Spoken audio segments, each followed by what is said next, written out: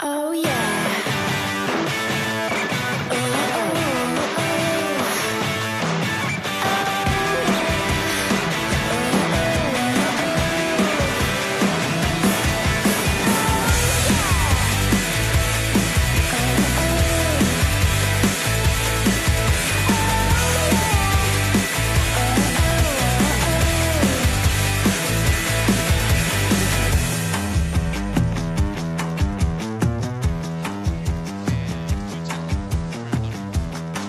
It's day number 4 of the 13th World Military Women's Football Championship here in Spokane as the Netherlands get ready to take on Canada.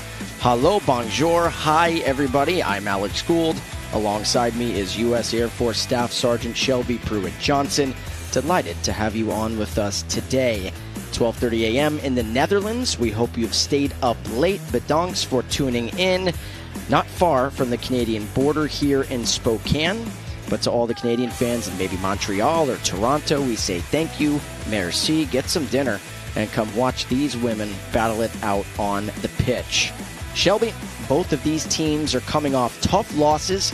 It feels like something has to give for one of these nations.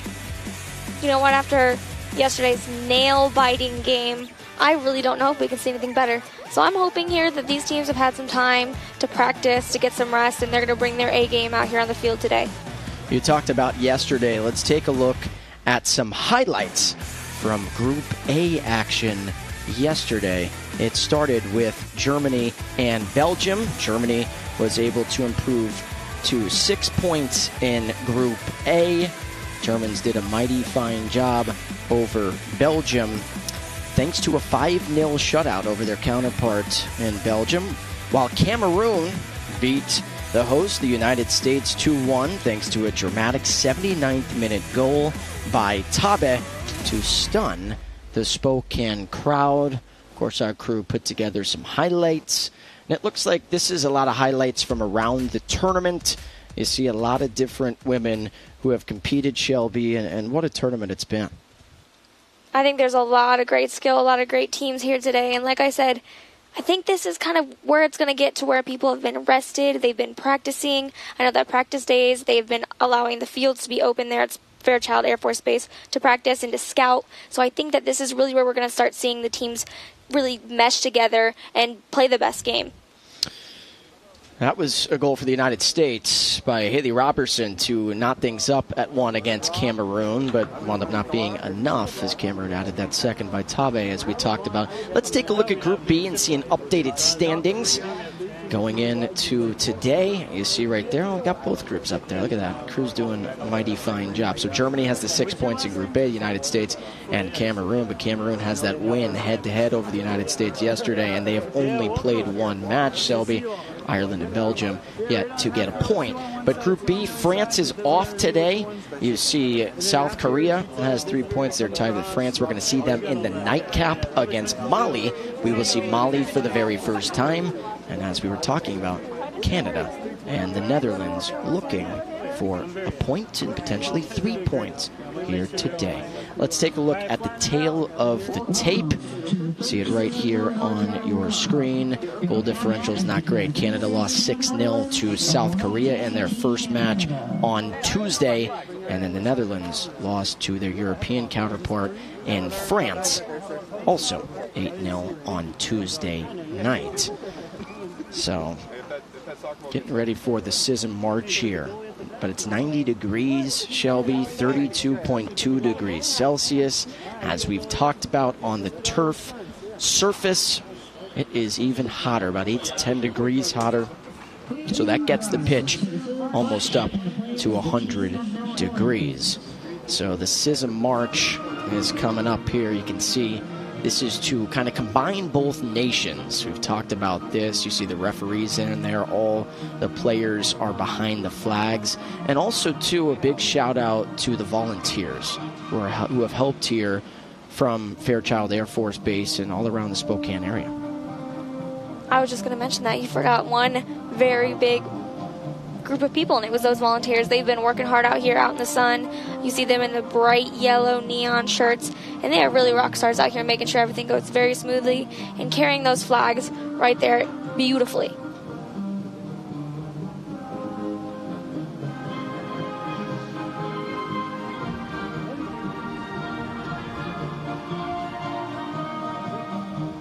So following this CISM march here, you're going to get the national anthems for the Netherlands and for Canada.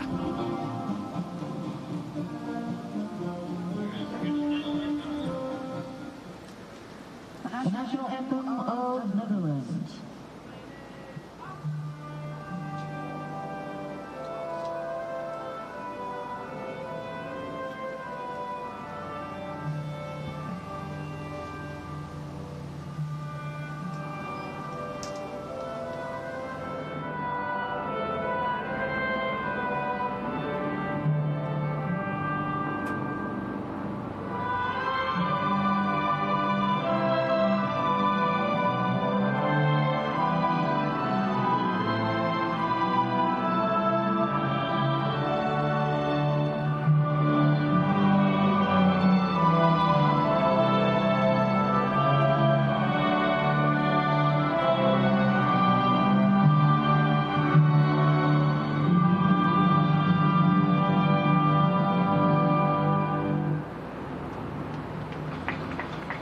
The national anthem of Canada.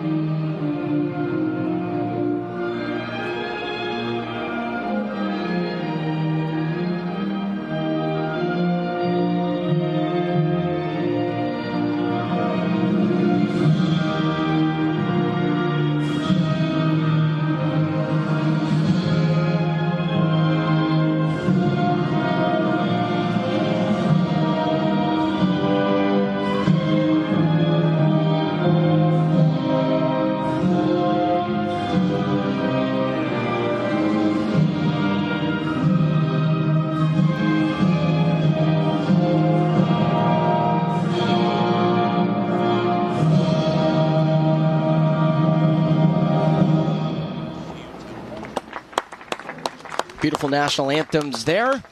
Both teams going to get their lineups announced while we take a look at the lineups first for Canada. They are the home team in their red and white jerseys.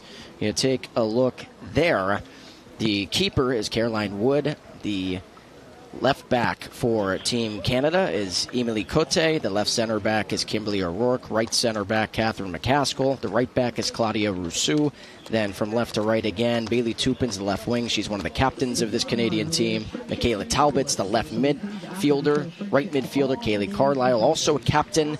And then you have a forward in Emma Perry, left wing, and Bailey Tupin, as we talked about, and then a right wing, and Paige Campbell, as well as a striker, and Mir Muska.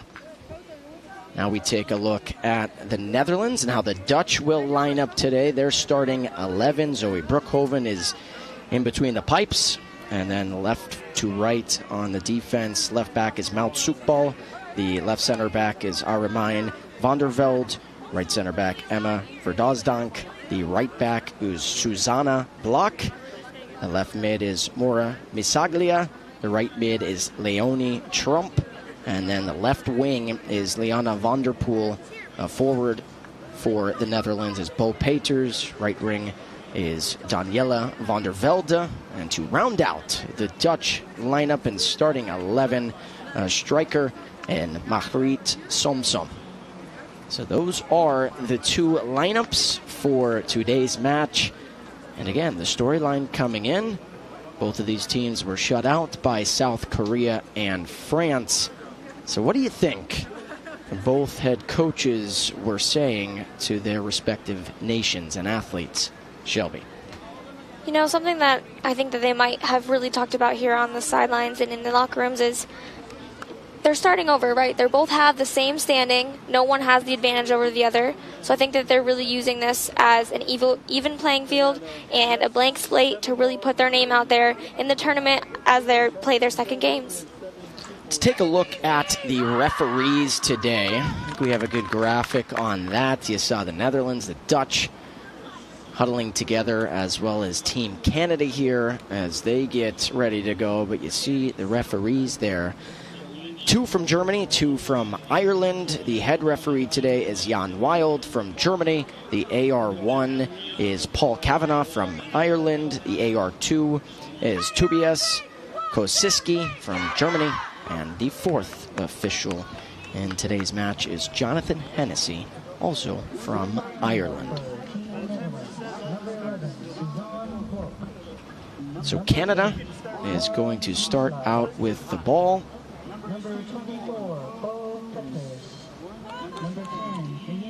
But again, really hot here today. Appreciate you joining us here in the booth. Appreciate you joining our terrific crew as we get ready for some stellar soccer, some stellar football. Mirmoska is the center forward, the striker for Canada, as we are underway. That's Catherine McCaskill. Plays it out wide to Rousseau. And a turnover right away for Canada. Instead, we will get a foul on the Dutch. So neither of these teams yet to score in this tournament, coming into their second match.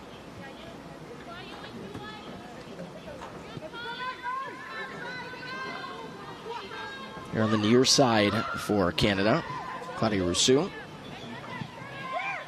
Rousseau trying to find Muska in the middle. Muska with a good move. Does she want to try one just outside the 18? Try to dribble to her left. That's Tupin, the captain. Denied for now. It's going to find the feet of Muska over on the far flank. Kaylee Carlisle.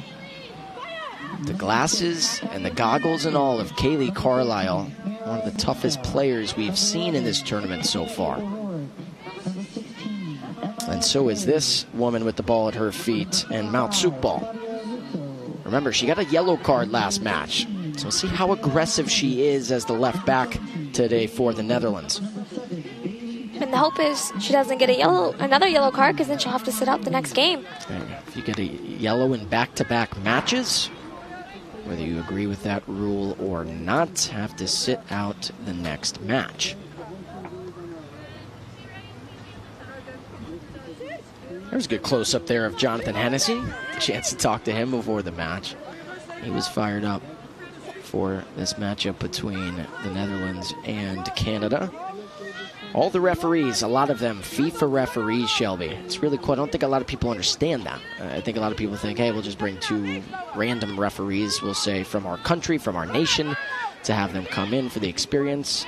They do bring them in for the experience, but also these are experienced referees. A lot of them at the FIFA level. You see them do World Cups. You see a lot of them in the Euros. It's just tremendous. The crew we have, not only bringing everything to you, but also officiating these matches.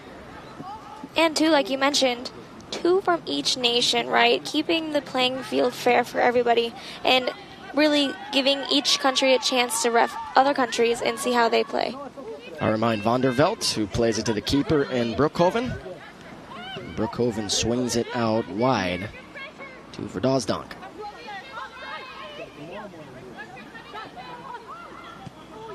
We see a lot of this from the Dutch. We saw a lot of this in their first match against France. A lot of passing between the backs. That through ball isn't connected because it was deflected by Kimberly O'Rourke, the right center back. Sukbal leads Van der Velde. Van der Velde, left foot. Could be a left foot shot attempt, and it was deflected by a defender for Canada. I believe it was Emily Cote who got a piece of that to deflect it just over the net, almost acting as a second goalkeeper there without using her hands. Wouldn't that have been a lucky start there for the Netherlands to score that goal up there in the corner? Van der Velde, who set up this attacking chance, trying to set up the first goal of the tournament for the Dutch. Punched out by the keeper in Caroline Wood as she hit the deck, and a foul went against Van der Poel. So nice job there, and a nice stop by Caroline Wood.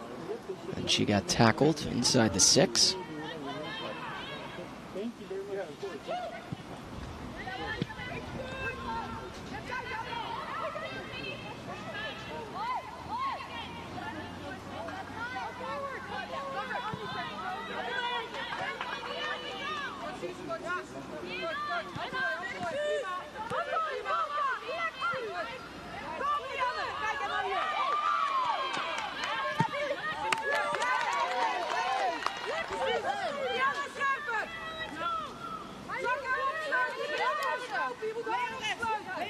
So actually, one of the first few women's football teams in this league was the Netherlands. They were the first ones to really ask that question, you know, why are there no female teams here in this league? And they themselves in Great Britain were actually the first 2 teams to be created and to play. And Blickman for the Netherlands travels to every women's football event, women's soccer event. Was a big reason why CISM women's football was started, as a foul is called on Bo Peters. But yeah, you're right, and then he was calling around. Mr. Blickman made some calls and said, anybody else be interested in playing some women's football, some women's soccer? The first to raise their hands were the Canadians. So Canada was the first host nation back in 2002. The keeper well outside the 18 is Zoe Brookhoven, clearing it away from Mir Muska. But Canada raised their hands and said, we'll host. Who else wants to participate? And the other 2 nations that said we'll play were Germany and the United States. The United States wound up winning their only gold in CISM women's soccer in 2002 in Kingston, Ontario, Canada. And now when you think about it, those 3 teams have really flourished, and now it's 140 nations, 30 sports through the CISM program and committee, and it's just flourished from that 2002 first match. Yeah, this is tied with 2018 in El Paso. We've talked about throughout the tournament for the most participating nations in women's football and women's soccer. 10 nations represented here in Spokane. And really one we haven't seen yet is Mali, and they will be playing later today. And Mali taking on South Korea. South Korea coming off their dominant 6-0 victory over Canada. We'll see. Is this going to draw a card? No, it's not. Just a stern talking to that time for Leonie Trump.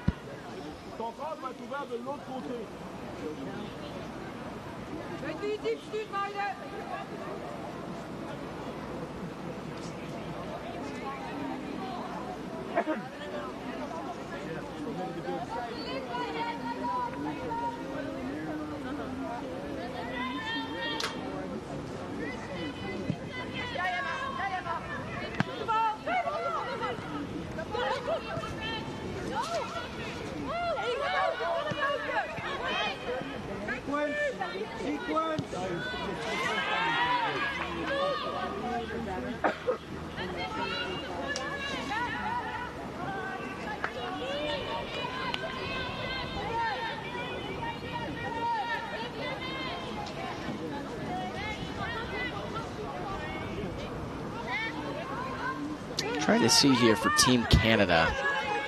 It's a 25 out on the pitch. Just trying to see who that is. Didn't have a 25 on my sheet here. It looks like Rousseau is wearing number 25 today, so that has to be a jersey switch. He's normally wearing 23. So that's Rousseau for Canada in 25 today instead of 23.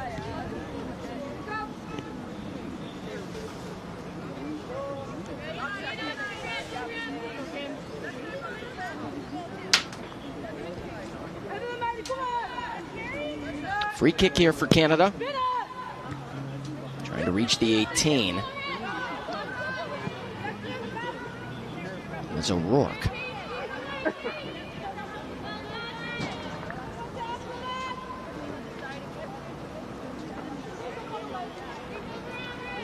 I'm also interested to see some of the strategy here, Shelby, because Sukbal is the best defender that the Netherlands has, the left back.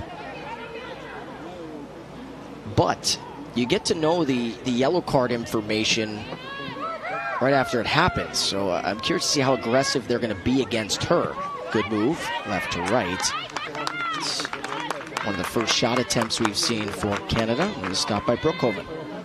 I see kind of what you're saying. You know, they tell Sukbal might be a little bit less aggressive so she doesn't get that yellow card. But what about the other team, right? They might be taunting and pulling that aggressiveness out for them to get that yellow card. That's a good strategy that I haven't really thought about. And you know what? I don't know if we're going to see that here.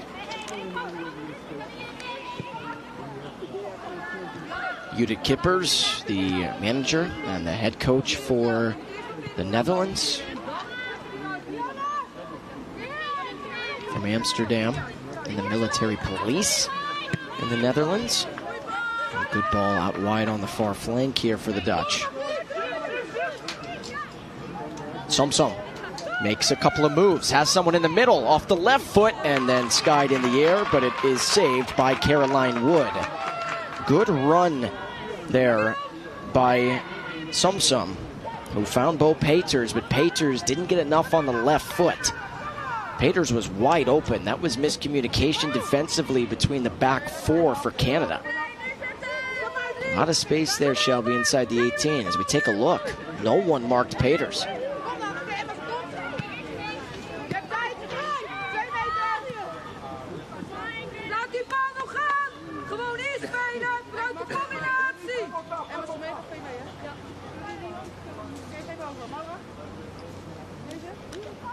Going back to that last play, Rousseau, she's the right back, so I'm not sure she was necessarily assigned to Peters in that spot. But Peters actually did a nice job kind of looking around when she was outside the 18, seeing that no one was in that one crease, that one spot inside the box, got to it.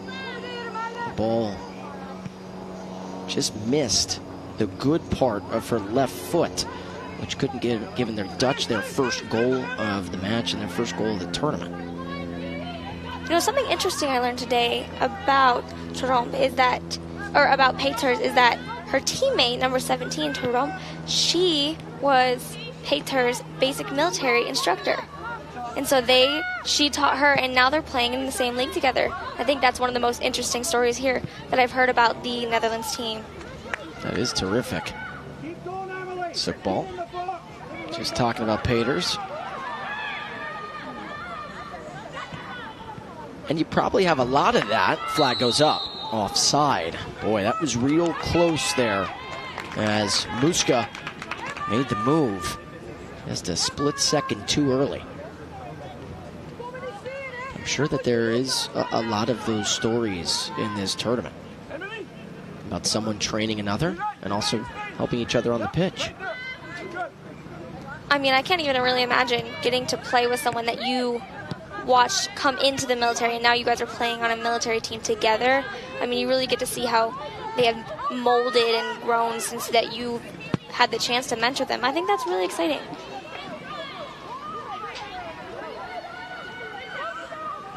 Van der Velde. Right foot cross, but couldn't connect with Somsong. That was absolutely a good look, though. I think we'll be seeing a lot of those split-through breakaways here soon.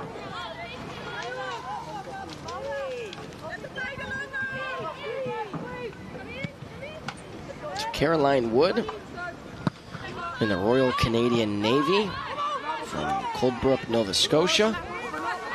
She's an intelligence officer. That is her military profession.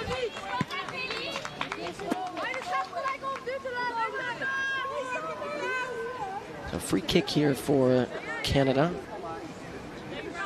We're in the middle of the pitch on the far side.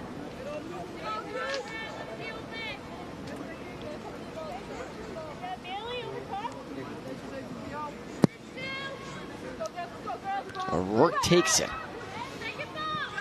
Both teams feeling each other out. About to reach the 15th minute. Taking an attempt there, but nowhere as close was Muska.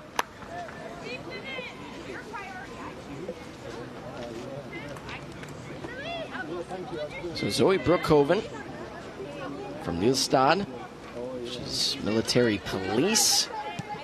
That's the branch of service she's in the Netherlands. She's having to police the attack and make sure that her back line is in order as well. I see what you did there.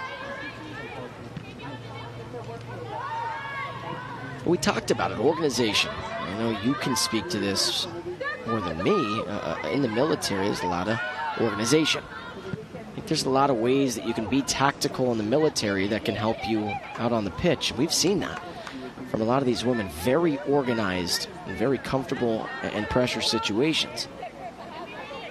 You know, Alex, I think it's a little bit of both. It's the best of both worlds here. And I think you have seen it so far here in this tournament. The military, they are organized, you know, but they're also flexible. Things happen all the time that change the plans, and we're very flexible at making sure that the job still gets done, even though something may have changed from our original plan. And I think that's really what helps these ladies out here is, you know, maybe the plan's not going, or the strategy is just not going the right way that they want it to, but they need to make adjustments so that way they can capitalize on what is happening on the field and move forward from that original thought. How much, too, did they teach you in the military to, at times, like you said, adapting, you know, facing adversity, right? So if someone scores a goal, kind of having the mindset of, hey, it's one goal, let's fight our way back, let's play the style of soccer we're used to. You know, in the Air Force, they say a phrase, it's adapt, react, recover, and it's pretty much exactly what you're talking about. You know, you adapt, you react to the what has happened, and then you recover, and you just get back into your game and get it out of your head.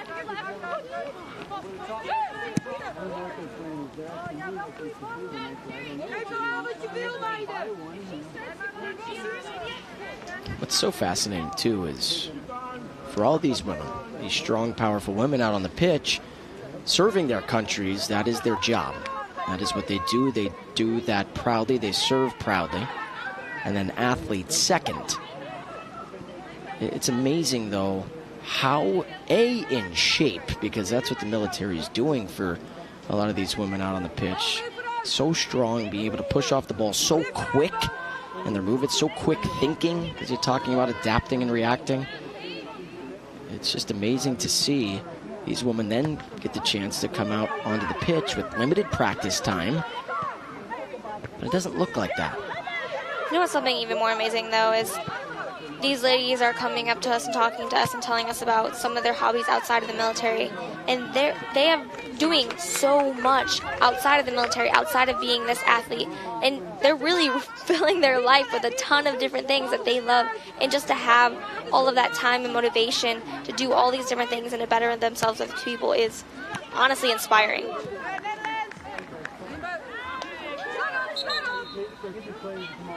If we were talking about the goalkeeper here for Canada, Caroline Wood, she owns a dog walking company on the side called Wood's Adventures, on top of being in the military, on top of being an athlete, and that just blows my mind.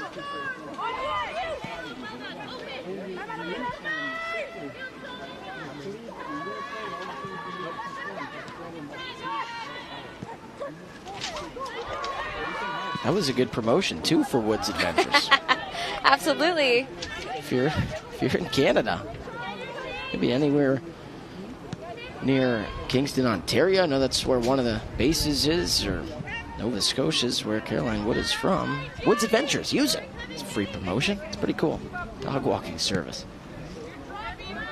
So that's three things. Not only she's stellar in the Royal Navy for Canada, a stellar keeper, but also a stellar dog walker.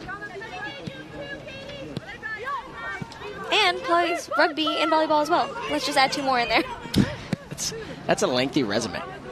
That's one of those where you have to condense. A lot of times for me, I'm like, oh man, I got to add a bunch of things. You know, I have like 3 sentences on there. What are you good at? What are you good at? For her, it's, okay, I have about 3 to 4 pages. How can we get it down and trim it down to 1 page?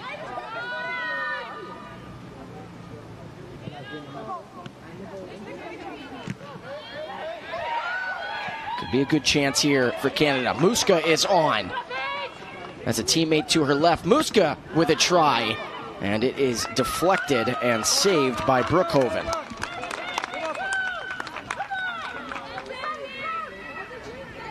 Brookhoven, too, she plays at the highest amateur level in the Netherlands, so she gets to play a little bit on the side there and get some practice in.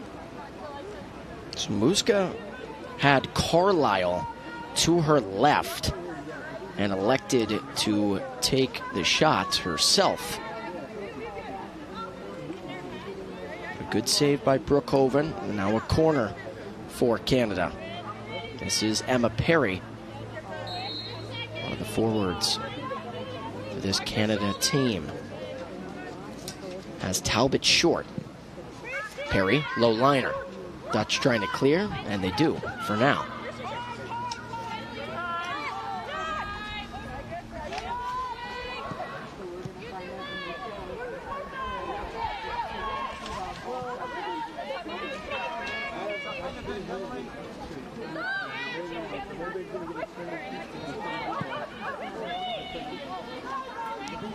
You know, coming into the 21st minute here, and almost the same amount of shots on goal. Not really, I mean, I think the possession has been pretty well even. So I think this is almost a pretty good match for these two teams here to play against each other. And I think it's going to be hard for each other to score.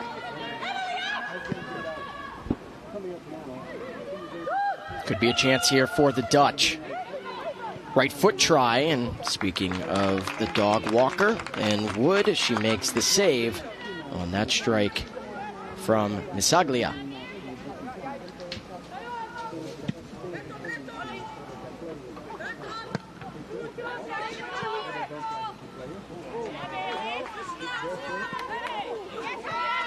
Referee plays advantage.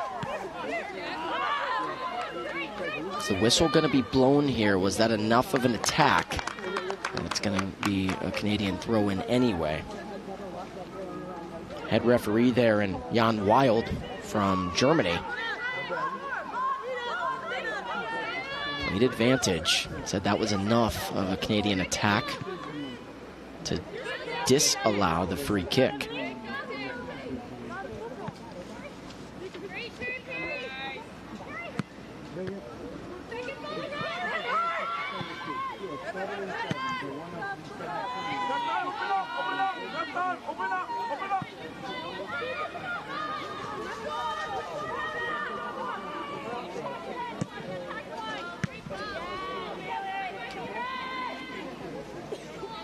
So we're talking about the keeper in Wood for Canada. How about Zoe Brookhoven? Immigration officer, talked about military police. She plays at FC Reenvogels. Her team plays at the highest amateur level in the Netherlands. So Brookhoven's playing year-round.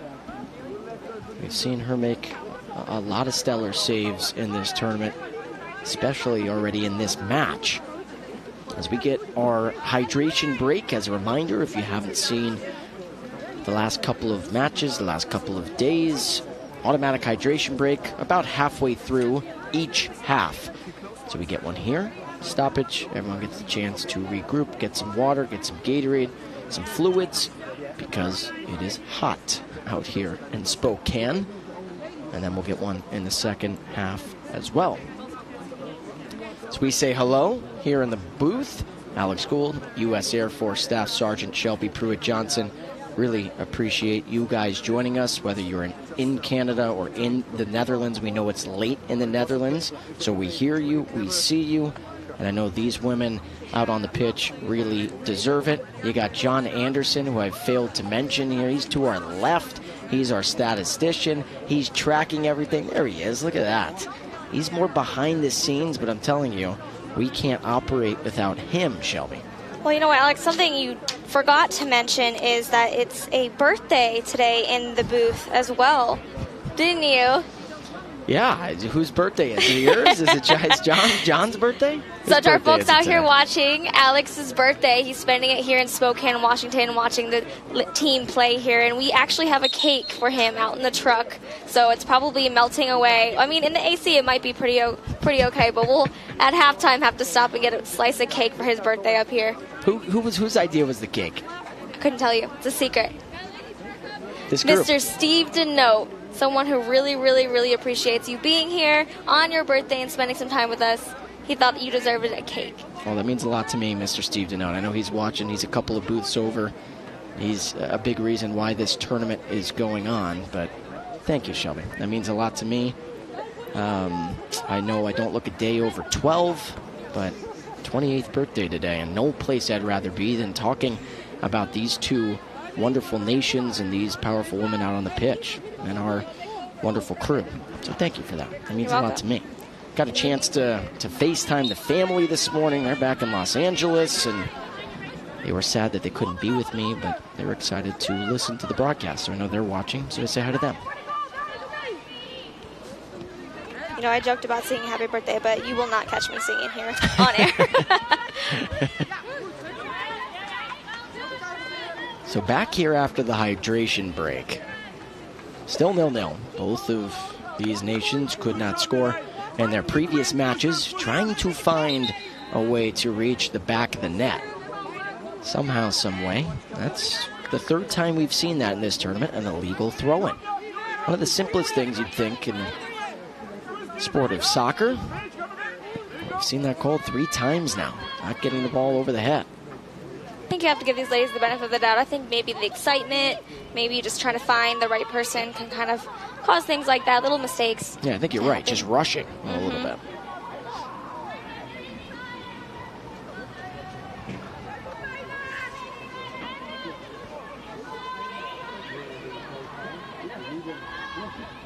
So, ball. You know, another thing that the liaison for the Netherlands, who's been helping us out a lot, is Staff Sergeant Jessica Mock. She was telling me when we were looking at pronunciations, and I might have to pause.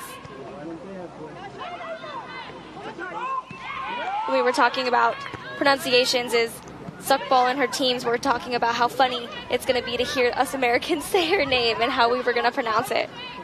Well, they hopefully would have told us from the last match if we said them incorrectly. Believe me, if we're saying any names incorrectly, any misinformation, let us know, please. Helps us out a lot. Foul call. This will go against the Dutch. So free kick here for Canada in their own defensive third. Pronunciations, though, that's a big deal. That's why we want to make sure that people watching in the Netherlands, as well as Canada, names are said correctly. A lot of people take pride in their first and last name, their given name, and their family name, surname. When you wear that family name on the back of the jersey, it means a lot to these women out on the pitch. So getting the names correctly is super important.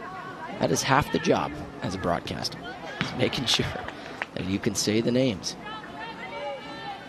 And Vergausdonk, she wrote here on this paper, don't say it like donkey. It's like the Netherlands team has the sense of humor when it comes to their names, and I appreciate that so much.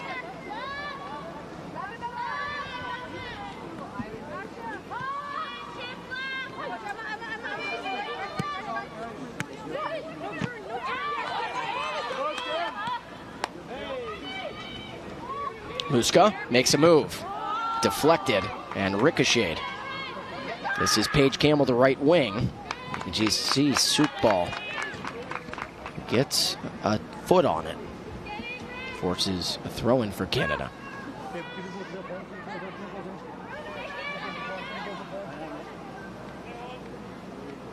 As the captain here throws it in, she's an Air Combat Systems officer in the Royal Canadian Air Force.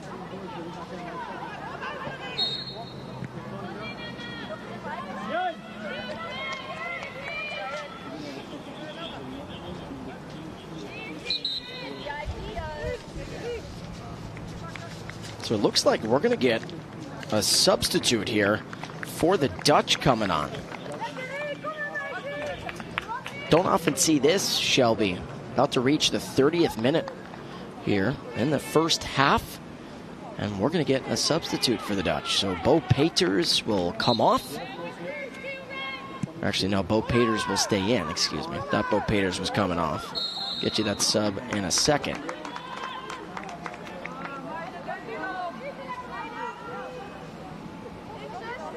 So 11 is off. So that's Susanna Block, the right back, checking out. Checking in for the Dutch is Rihanna Udians.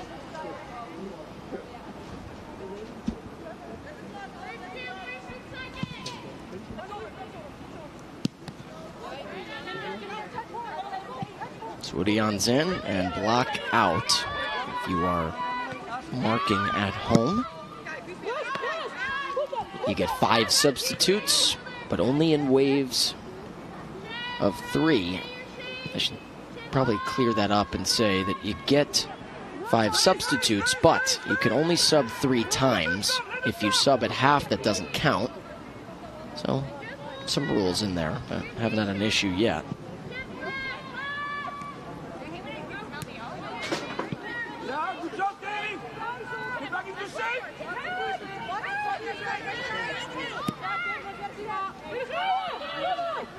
Chance here on the far flank for the Dutch. Last touched by Canada. Last touch by Emily Cote. So a throw in.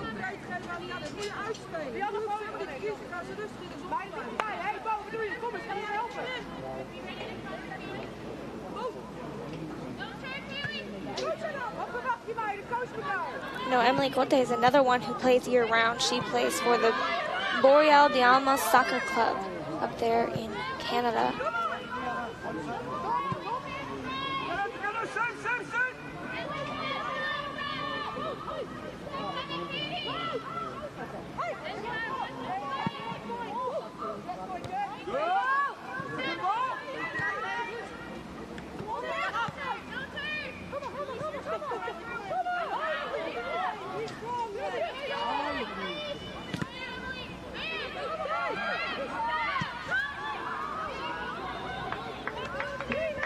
Dutch pushing here. That one was an easy save for Caroline Wood. The Netherlands starting to string together some better passes in their attacking third. I think, Alex, for the majority, though, it's been staying in this center third between both teams. Yeah, it's been a stalemate. That's what we like to say here in the States. Not a lot of give on either side. And it's played to a 0-0 draw at the moment.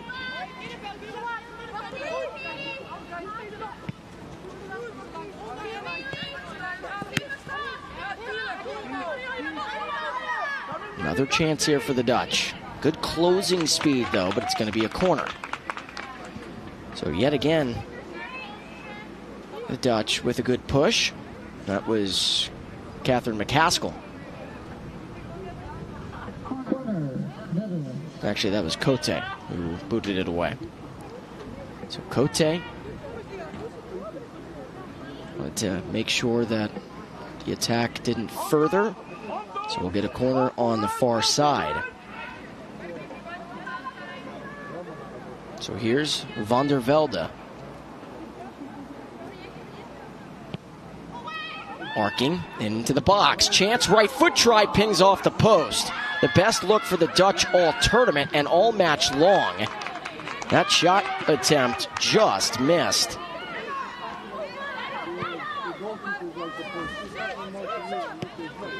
I believe that was the substitute who just came on, and Udayans, who took that shot attempt.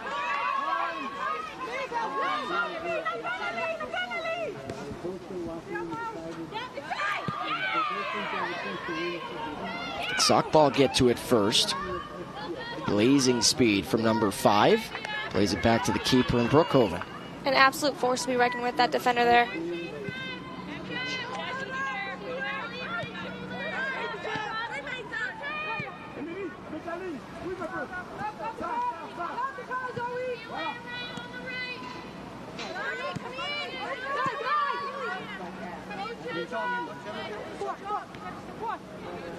Let's take a look here. Oh, that's a great camera angle. Perfect shot right there, and you can see that thing caromed off the post. Udians couldn't believe it. Thought she struck it perfectly. Just missed.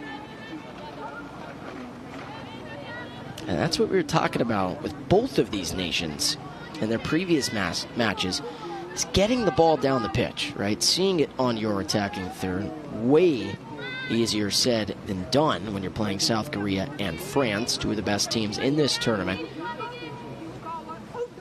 But good things happen if you can get the ball on your attacking half, on your attacking third, running down that far flank, pushing 1v1.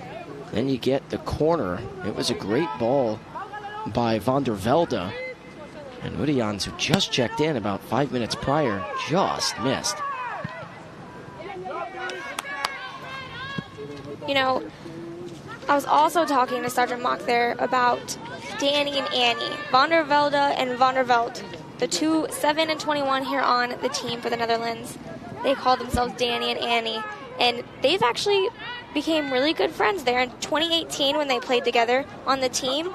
And actually, after this tournament, they plan to rent a van, fly to San Francisco, rent a van, and travel around the U.S. for a couple weeks after this tournament. And, I mean, that just shows how close-knit this team is. And having that friendship and the friendship that they just met in 2018 and then already are doing this kind of stuff is really, really cool to see.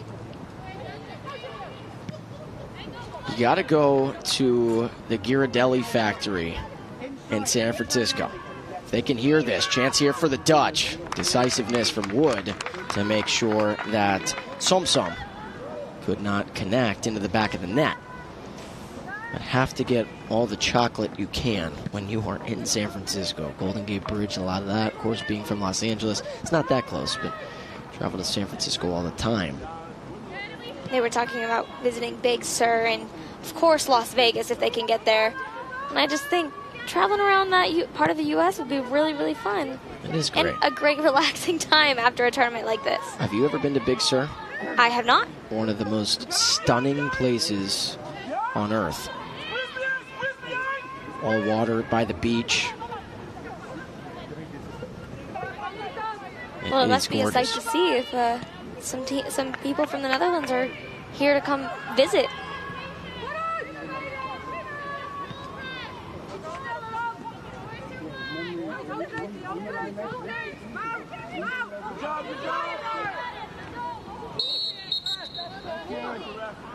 Yellow card here after Tupin got caught up and tangled. So that yellow card.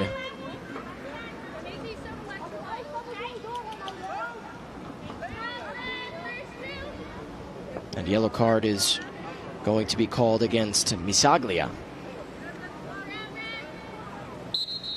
So Misaglia gets the yellow. She'll have to be careful the rest of this match. A try here for Canada. Boy, that was on frame. And a good try there from Emma Perry, who took one about 40 yards out inside the box. Or 40 yards out from the net. About 20 yards outside the box. Boy, that was real close. It was a good hit on the ball, and it brings Canada's shots up to 4 against the Netherlands. Bad turnover. Peters got a touch on it, but it was a little bit much. Came hot off the right cleat of Peters. Talked about this for Canada last match. Their back line has to be careful. Some of these strikers and center forwards. Got to make sure that those passes are accurate, they're decisive enough, and that they get to where they're going to put enough on the ball. So something I noticed a little bit about that right there there wasn't very many people helping there in that corner for Peters.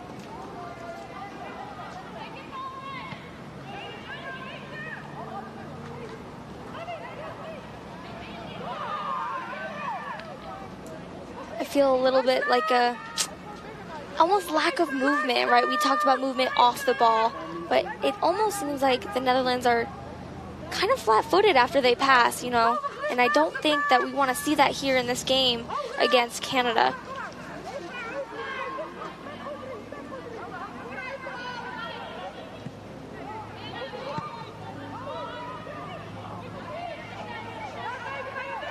Peters, left foot, deflected. Good move on 2 defenders that time by Perry. Can Muska keep it in for Canada? She cannot. I'll tell you, Emma Perry, someone to watch here the rest of this match. That was a good stop on the ball. 2 defenders crashed. Was able to kind of backheel it behind her and keep going.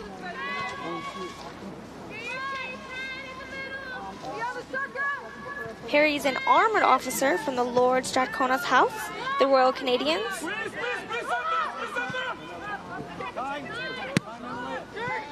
And Perry played youth soccer for Brantford Inner City Soccer and played university soccer with the Royal Military College from 2012 to 2015.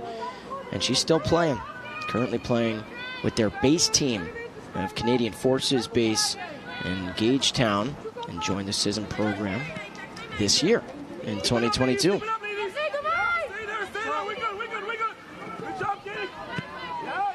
41st minute, still 0-0 between the Dutch and Canada. Alex Gould, U.S. Air Force Staff Sergeant Shelby Pruitt-Johnson. John Anderson also in the booth with us and our terrific crew.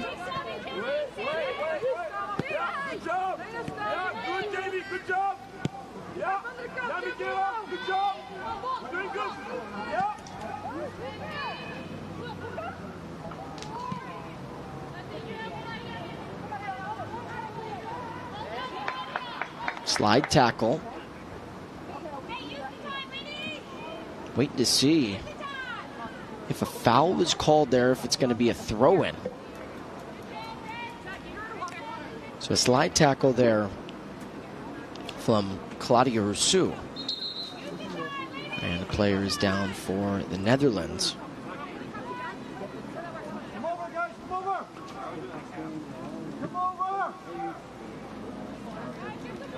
Rousseau there, she's a lieutenant in the Army, a signals officer, and she's actually the first in her family to join the Army there for the Canadians.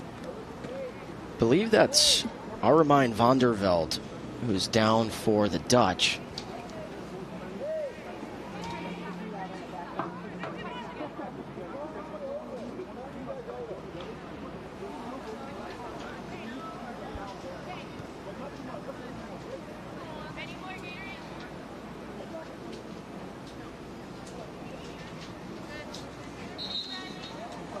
Actually, the player that's down is Udians. So Udians is down. And now she's going to come back onto the pitch.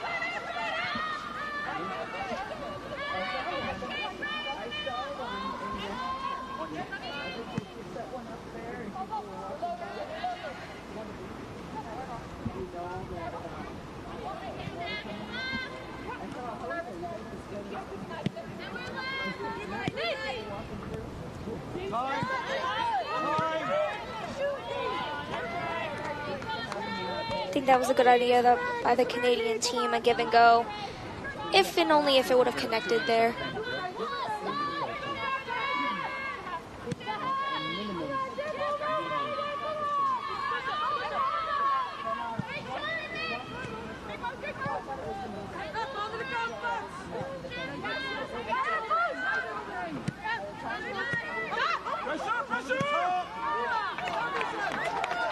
Chance here for the Netherlands. Udians trying to say she's okay, but flies one high and over everything. And you know what, Shelby? That was because of Caroline Wood coming out and trying to cause Urians to take that shot quicker. She tried to chip it over the keeper, and it skied high. The pressure from Woods was phenomenal, and I think it really was that rushing that made that goal just not happen. I think maybe what we've seen in the last game, push passing it into the side of the net like we've been seeing in the past couple of games, would have been the move to do there. So 45th minute, there's going to be 2 additional minutes before we reach halftime.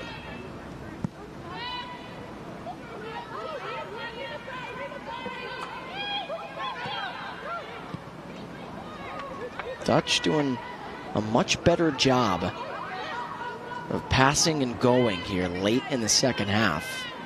They could run out of time in terms of scoring their first goal of the match, their first goal of the tournament. But I like what I've seen from the Netherlands. Player down for Canada. Another ball. Will it be saved by Van der Poel? It was, but it's going to be a goal kick. Bailey Toupin, one of the captains for Canada, is down over there on the far side. And I don't know if you saw this too, Alex, but even when there was a breakthrough there on the right side of the field, we had 2 open players on the side, but they were kind of just standing around. I think that if we would have saw them move up, she would have had a better chance to cross it over the goal like we've been seeing in all the other games here, and to get one in the back of the net.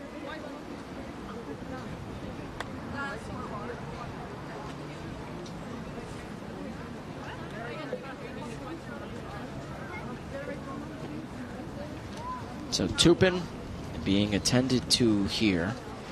This very well could essentially run out the 2 additional minutes. We'll see if the head referee and Jan Wild wants to add any time after this to the 2 additional minutes. Toupin, she is the first and only member of her family to join the military. She's a part-time reservist in her role in the Naval Reserves, and she's a divisional petty officer for the Naval Communicator Department. In her civilian career, she's a registered dietitian working in a hospital with patients who have undergone complex surgery. So that's interesting there. A reservist playing for the Canadian team.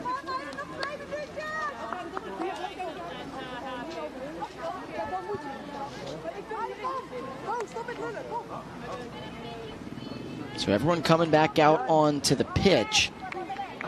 If it wasn't for the injury, we'd be right about the 2 additional minutes. So it's up to Jan Wild, and referee from Germany, on whether or not he wants to add anything because of the injury.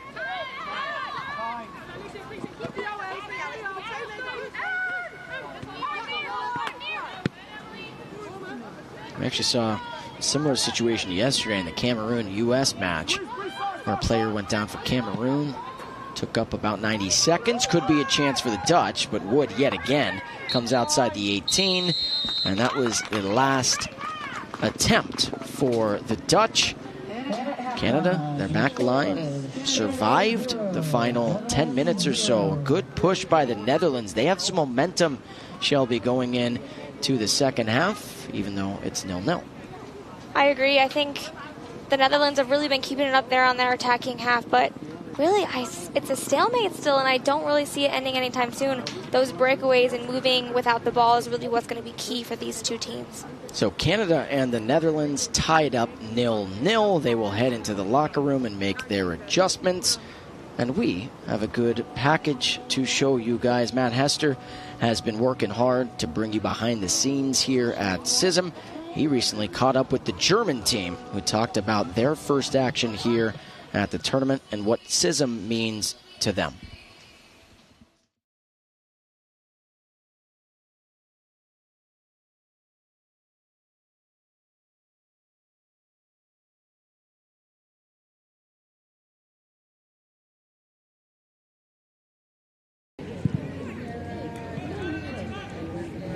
Ja, ich bin sehr stolz auf meine ganze Mannschaft. Gerade nach dem ersten Spiel, die Reisestrapazen, das haben wir alles relativ gut weggesteckt. Und ja, im ersten Spiel, gerade bei den Witterungsbedingungen, haben wir alles gegeben und sind auch verdient als Sieger rausgegangen. Ja, ich bin sehr stolz auf mein Team und hoffe, dass wir natürlich den Weg ins Finale schaffen. Ja klar, USA ja, als Gastgeber und Frankreich oder Holland wäre natürlich wieder so ein Highlight, gerade für uns als Deutsche.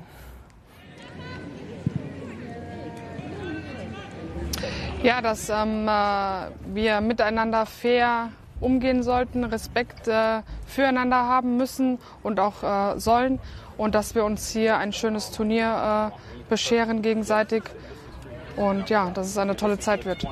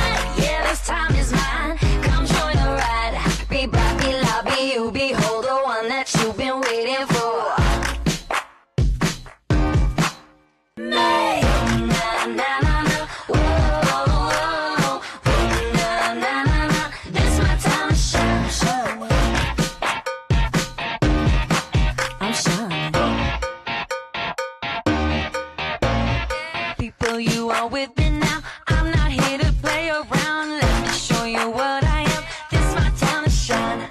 All together one more time. Ring my bell and let it chime. Everyone around the world, look at me. This is the way it's gonna be. Just you and me, so hold on tight. Yeah, this time is mine. Come join the ride. Be back, be loud, be you, behold the one that you've been waiting for. May. Na na na na. Whoa, whoa, whoa. Na na na na. This my time to shine. I'm gonna tell ya. I'm gonna tell ya. This is about me. I'm with the way. I'm gonna tell ya. I'm gonna tell ya. This is about me. I'm with the weight. I'm gonna tell ya.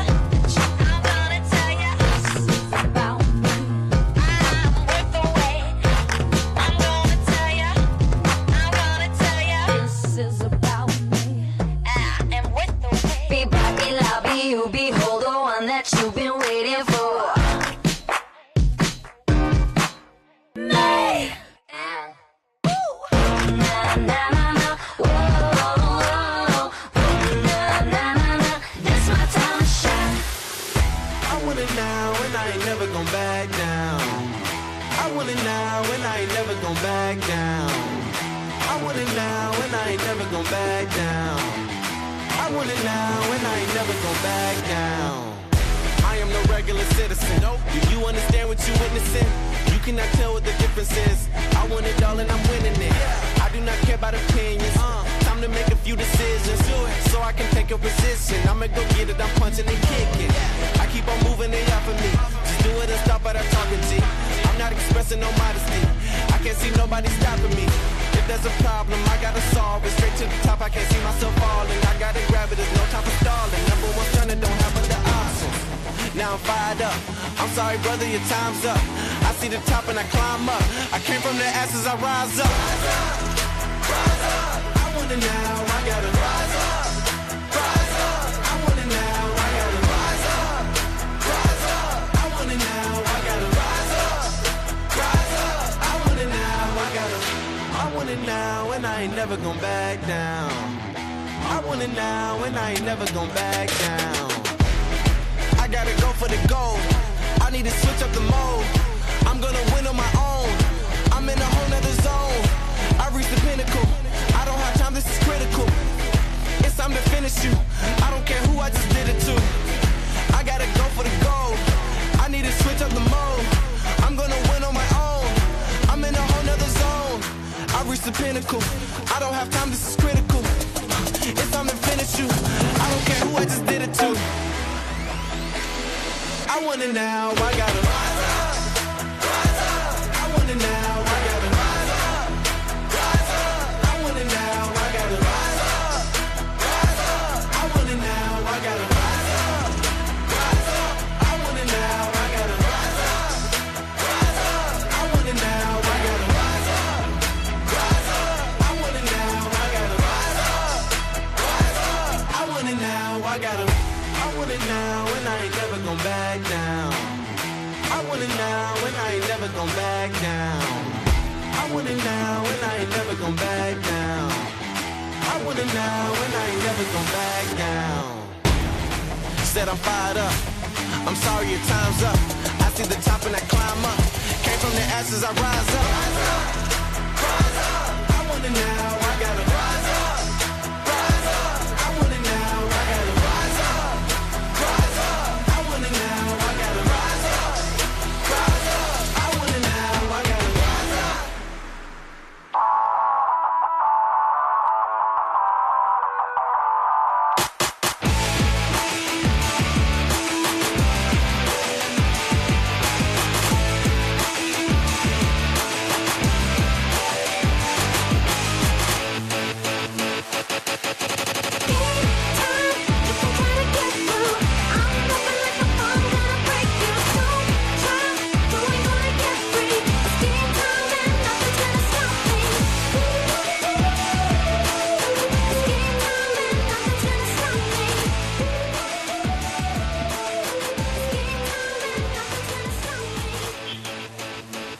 back here in Spokane.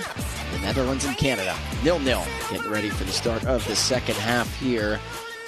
Do have a little highlight reel of the first half, but that may have to hold because the second half is starting, and the Dutch start with the ball.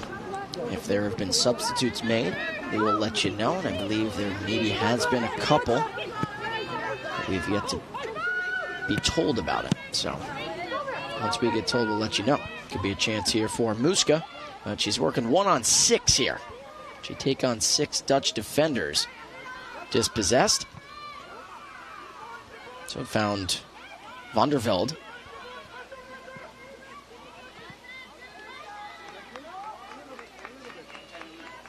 I'm glad that you pointed that out. It seemed like she was up there by herself, and the rest of her team was kind of there at the 20 to 30 yard line. Just kind of hanging out.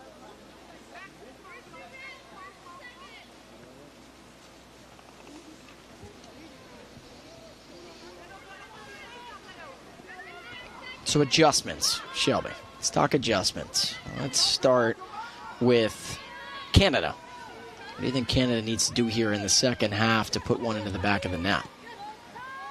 Well, to be honest, I think they both kind of need to do the same thing. Both teams are having a little bit of trouble moving without the ball, getting into positions for a pass or for a through ball, for a breakaway, and a little bit more aggressiveness. I think some of them are kind of just waiting for the ball to come to them. And I really think they're both going to have to make similar adjustments to kind of capitalize on the other team, really. So you think similar for the Netherlands as well? Yes, I agree. I think, like I said, they're kind of waiting. You know, once a pass is made, they're like, okay, my job is done here, and then stand, right? And I think that needs to be those give and goes, and hopefully we'll see a little bit more of that in this second half.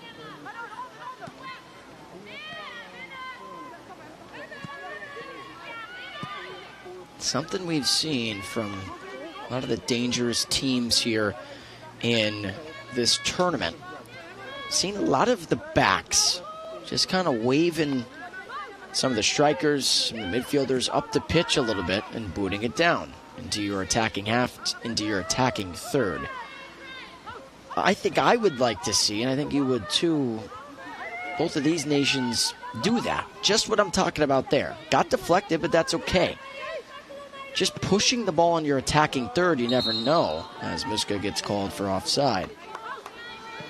I think you're right, but someone needs to be there, right? I think that they need to talk, have that communication of someone, okay, I'm booting it up the field, but my teammate needs to be there. And I think that's what I'm talking about, that movement to know, okay, I need to run into this empty space to be able to receive that ball is really key.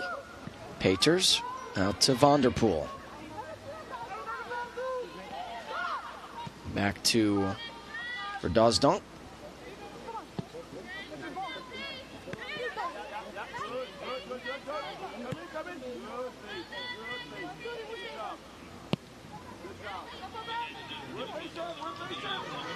So this is interesting here. Canada not putting a lot of pressure on the backs. They have really dropped back defensively. Maybe understanding that, so you get a foul called here, free kick for the Dutch.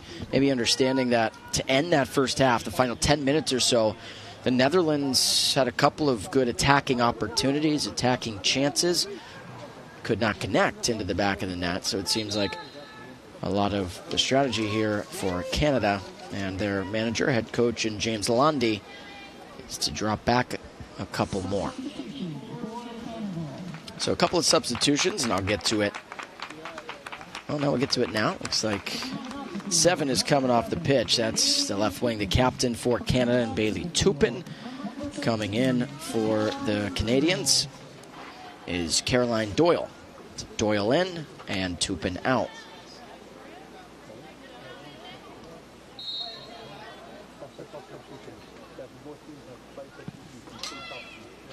Chance for the Netherlands, but the header goes past the goal, and the flag went up for offside.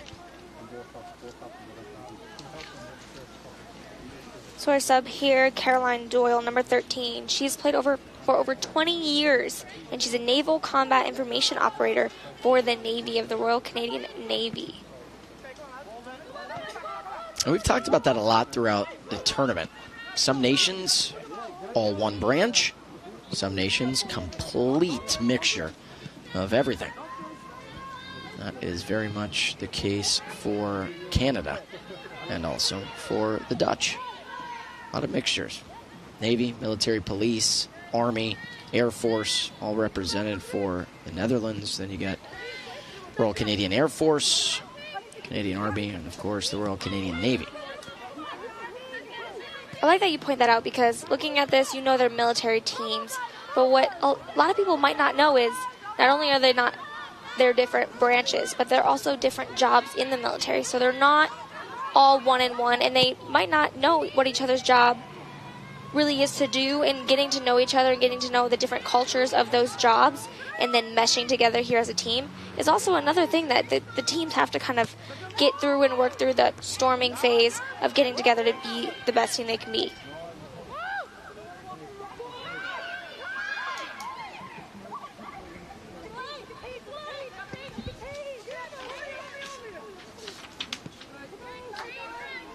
So we shouted out a lot of people here on the broadcast, but have not shouted out our entire crew yet. Hill Air Force Base in Salt Lake City, Utah, 2nd Audio Visual Squadron. And then, of course, where you are at is the Lackland Joint Base San Antonio in San Antonio, Texas, the 3rd Audio Visual Squadron. So unique, getting the chance to come together here in Spokane and have one dominant crew. Absolutely. Not only are the teams meshing together and getting to know the girls here for the first couple weeks and months, but our team ourselves are working together as we haven't really worked together this is the first time that the two squadrons have really gotten together to work as a team, and it's been exciting so far. Paters with a try well off the mark.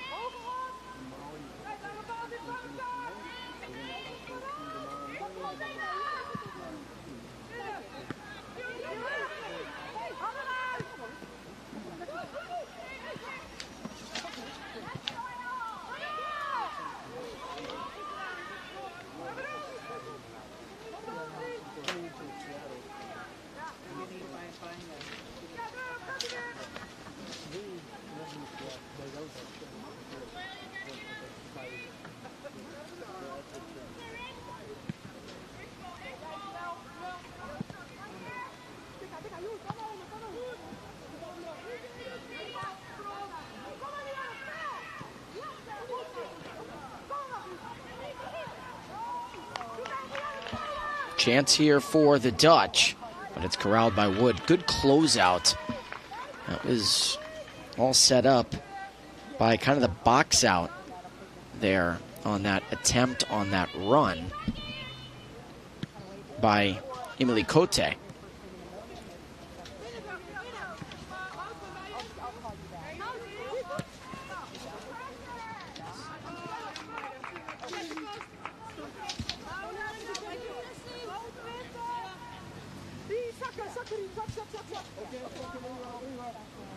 Take a look, just a blazing speed, and that's not Cote.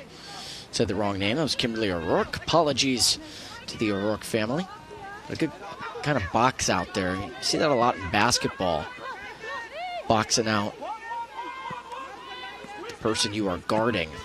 You see that a lot on runs like that, just outside the 18 or even inside the 18, to allow the keeper to come get the ball. You know, O'Rourke, she didn't even start playing soccer competitively until the Royal Military College. So having that kind of skill that early on is really awesome to see and a good advantage there for the Canadian team. Saglia turns it over. Trying to make a move there was Rousseau.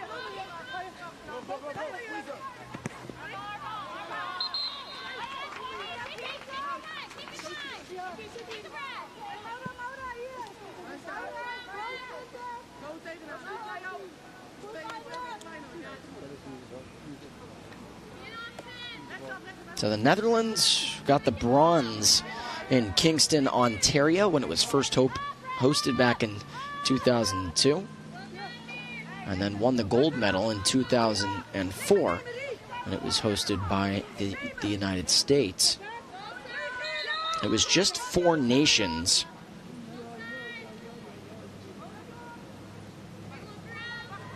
Throw in there for the Dutch. It was just 4 nations to start. Then it got bumped up to 6.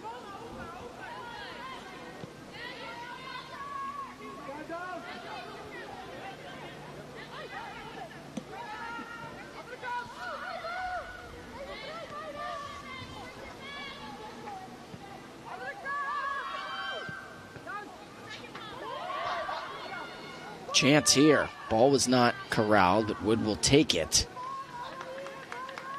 It was an opportunity there for the Dutch. Wood told us her parents are actually in Coldbrook, Nova Scotia, and they're watching all the games from home. So hi there to the Wood family watching there in Canada.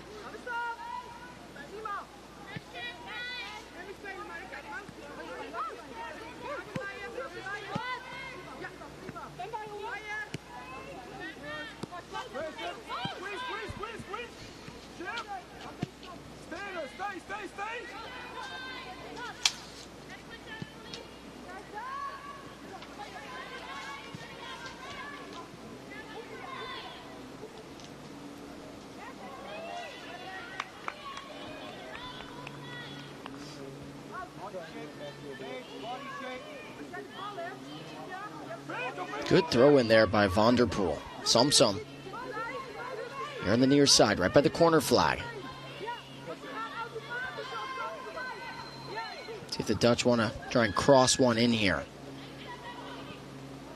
Instead, a foul going to be called. Van der Velde got a cleat to the shin.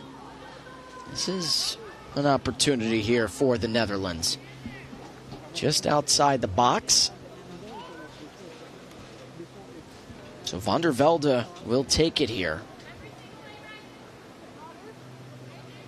Actually, it might be Masaglia. We'll see if they want to go with Masaglia on the left foot or Van der Velde on the right. I think it's going to be a little... Van der Velde inside the 18. There is Masaglia, who bluffed that free kick. Out to Sockball, now on the far side. So going back to Van der Velde a little bit, she's actually a recruiter. She's in charge of recruiting over 4,000 members for the military, for the Canadian military. And, you know, you got to think that this is a pretty good area. Well, not area, but a good chance to kind of have some recruitment for the Canadian military, having seen these players get to play and what they get to do other than the military. It's kind of like an ambassador event. I feel like this might be something kind of cool for the Canadians who are tuning in to see that they can do a little bit of a both, being an athlete and serve their country. So a corner kick here for the Dutch on the far side. This is going to be their corner kick specialist, their free kick specialist in Van der Velde. 59th minute. Could this be the minute that the Netherlands gets their first tally and their first goal?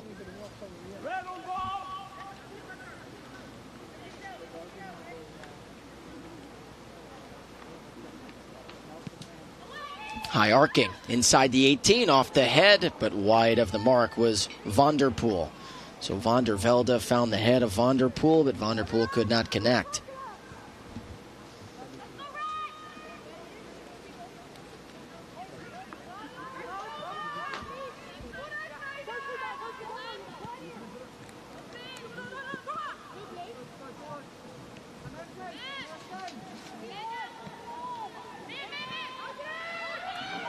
Chance, slide tackle, no whistle. I've got to say, I think that chance was really the sole product of delivering and dribbling right there in the middle field where there's more pressure and there's more Netherlands teams right there in the center. So that was Sum, who collided with Catherine McCaskill.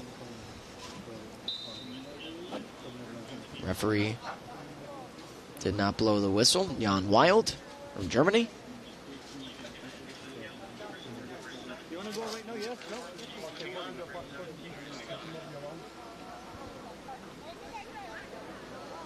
Take a look at this collision here.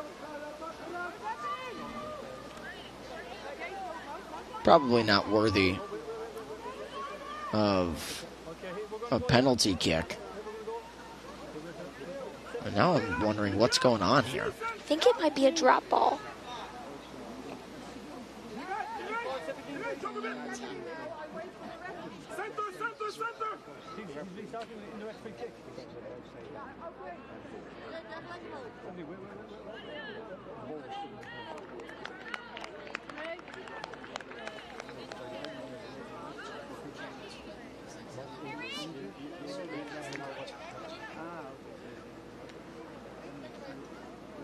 So it looks like an indirect kick is being called here. I didn't hear a whistle. I didn't see anything. So not sure how this came about, but you don't see this a lot.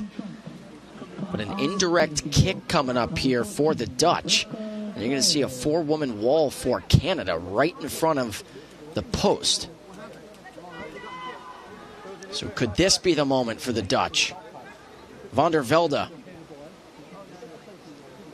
Going to get the tap from Somsum. Van der Velde missed wide. The angle may be too tough for Van der Velde, and we stay 0-0. I think what I was hoping for there is being right there in front of the goalpost, just getting a body part on it from any team, really a deflection to get it in the goal.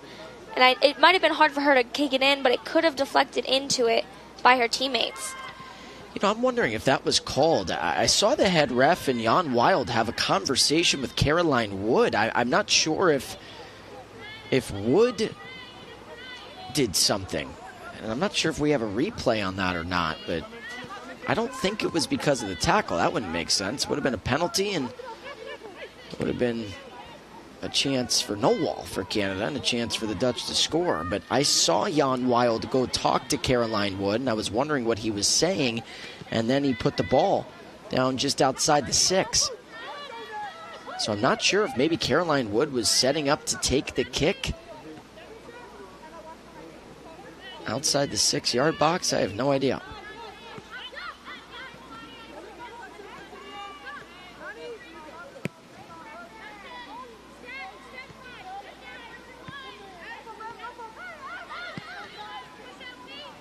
Could be too. Maybe she tried to pick it up and move it when the ball was already placed down.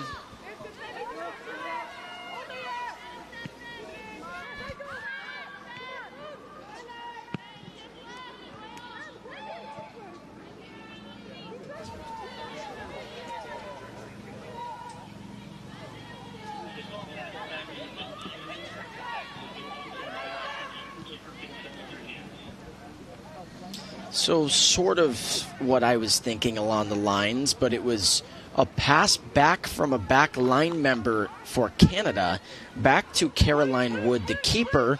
And of course, unless it's with the head or indirectly goes back to Caroline Wood, Wood is not allowed to use her hands and pick it up. That's why that was called. Lieutenant Colonel Kirschman, he knows. He's a lifesaver. But I knew he'd know because he's down there as well.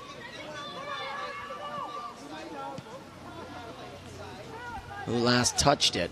Right by the corner flag. It hits off the corner flag, and it will be a throw-in. Inches away from a corner kick. So 65th minute coming up between the Netherlands and Canada. Still 0-0. And the Dutch have dominated possession here in this second half, much like they did in the second half of the first half.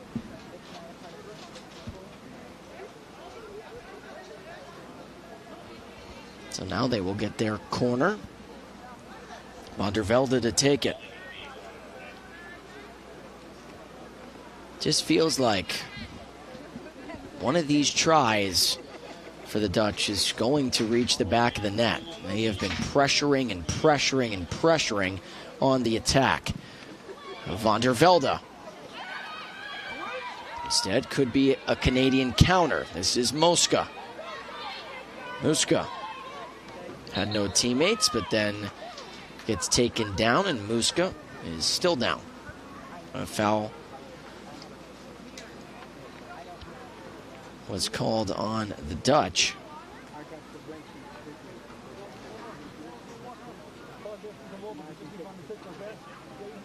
That was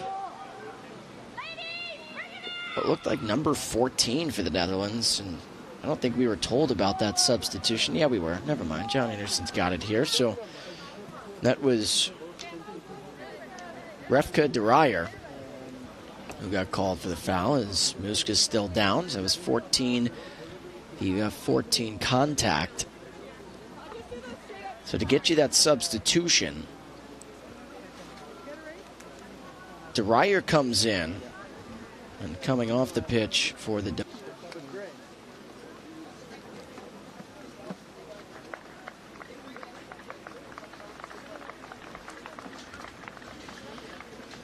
so hoping that Muska's okay here. And they also could have this take place here, Shelby, for the hydration break. That's what I would assume Dion Wild would do. But it doesn't look like he is. It's right about that time. I think that was a little bit of a informal hydration break there.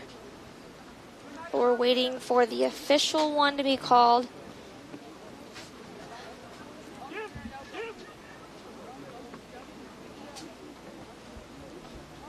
So the Canadian defense, they have found a way to not allow the Netherlands to reach the back of the net. Still 0-0. But possession, Shelby, here in the second half has been about 75-25 in favor of the Dutch. So, although we didn't get an official hydration break, I think we're going to take an official cake break to showcase the cool cake Mr. Denote here got for Alex for his birthday. Look at this guy right here. This is the guy that hired me right here. Look at that. Thank you. Well, we won't embarrass you too much online. I appreciate that. Thank you. We'll do that. Just making sure while we're doing this, there's not a goal about to be scored here for Canada. But thank you. I appreciate that. Means a lot to me. Thank you so much, Mr. Denote. Thank you, sir. Well, that was awesome. Very cool. As a player is down for the Netherlands now. And we were doing birthday cake celebration here.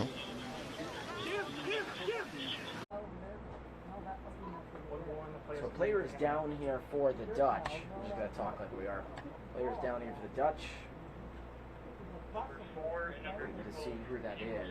A plethora of subs are going to check in, and I'm still wondering if they're going to take a hydration break or I don't know. where we're at, whether that's substituted for the hydration break. It's about that time, so. Thinking that was the hydration break because he did call the teams over to the side. So, I mean, a good use of the time, I think.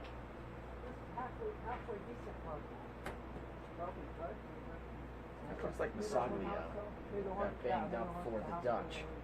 She gets helped off the pitch here.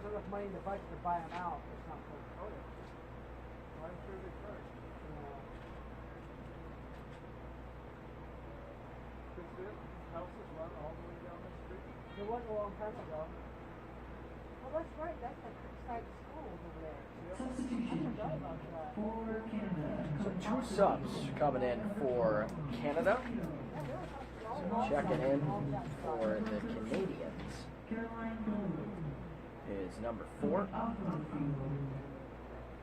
Jesse Roberts.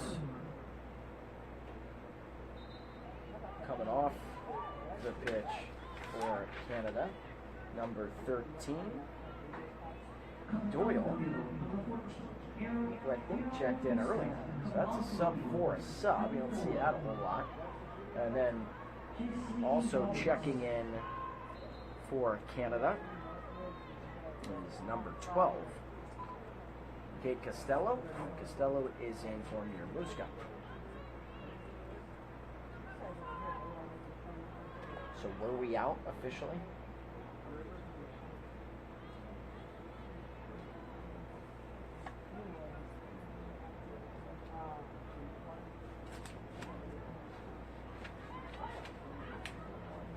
0-0, 71st minute.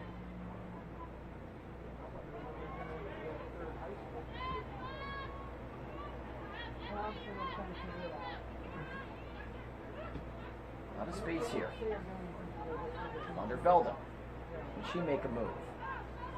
Van der Velde, 71st minute, same speed as before, but kind of gave up on the play there. Was frustrated with herself that she lost the ball. Here's one of the new substitutes for Canada. That was Jessie Roberts.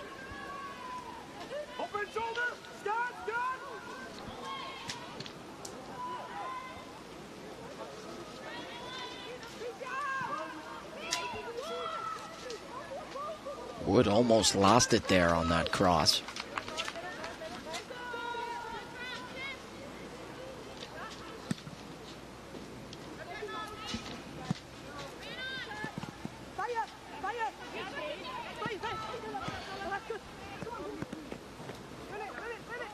Kind of a 2v1 over there.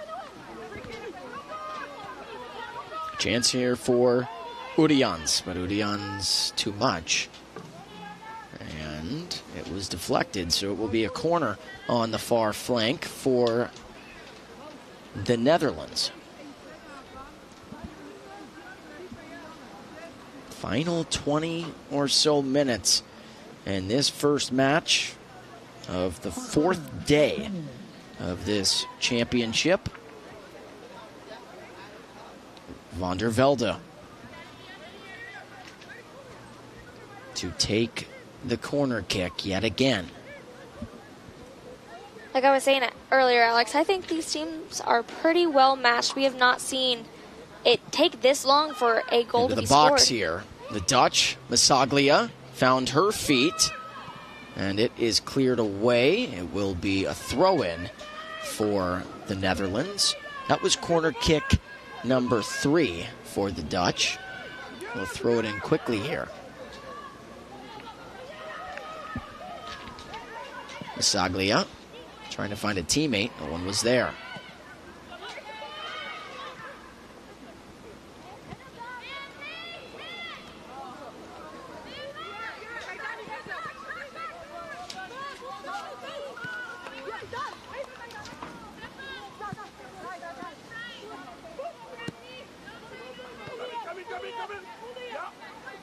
Good back heel. Soup ball.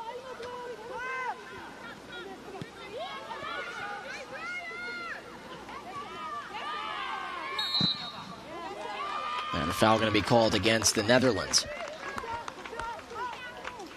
So time starting to tick away a little bit. Still got about 16 plus minutes.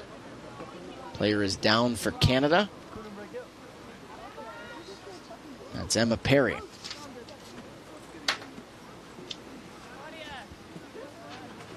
Is this the hydration break?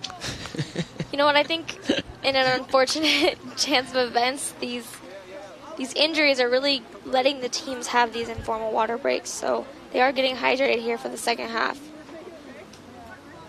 And this one might be the legit hydration break because Perry's off and the teams are talking, and now the referees are talking, and I believe this is the hydration break. All right, so it came a lot later than we thought it would, but it has happened. We've had a lot of stoppages here in this second half. Again, it is pretty hot here in Spokane, 90 degrees Fahrenheit, which is about 32.3 or so degrees Celsius. But if you stayed up late in the Netherlands, we really appreciate it. I know these women appreciate it. I know it's late where you guys are, 2 in the morning to be exact, a little after 2. Alex Gould, U.S. Air Force Staff Sergeant Shelby Pruitt-Johnson, our terrific audiovisual squadrons who have come together for this wonderful event. Next match is between Mali. First time we will see them, not just in this tournament, but the first time we will ever see them in women's football. So Mali, and they will take on South Korea. So we don't know a lot about this Mali team, but I know they're excited. They've gotten the chance to scout more than anyone. Absolutely. And yesterday it was our first time seeing Cameroon, and we were kind of wondering how are they going to play, what is their strategy here after they've had some time to scout, and they came out hard. So I have high hopes for the Mali team coming out here tonight, getting the chance, and they're here now scouting it out, watching the teams play. Both of these teams in their group, they will see them at some point.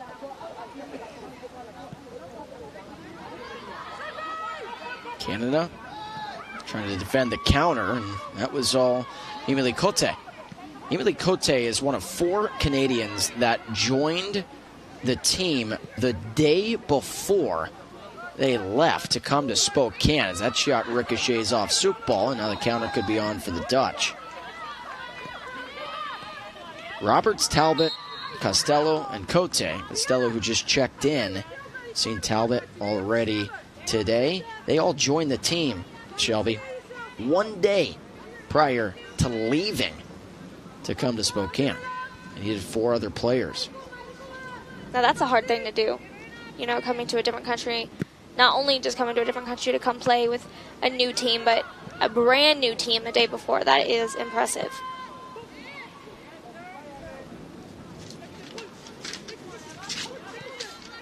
Getting us a lot of the info for Canada, have to shout her out again, is Melanie Arsenault, one of the managers of this Canadian team, a construction engineer officer.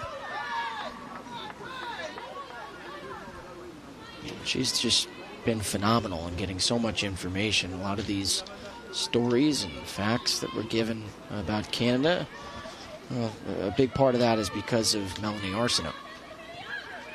One of the momagers, one of the 3 momagers. That's what they call them, 3 managers, and they call themselves the momagers, as well as Lauren Flaherty and Shannon Brown.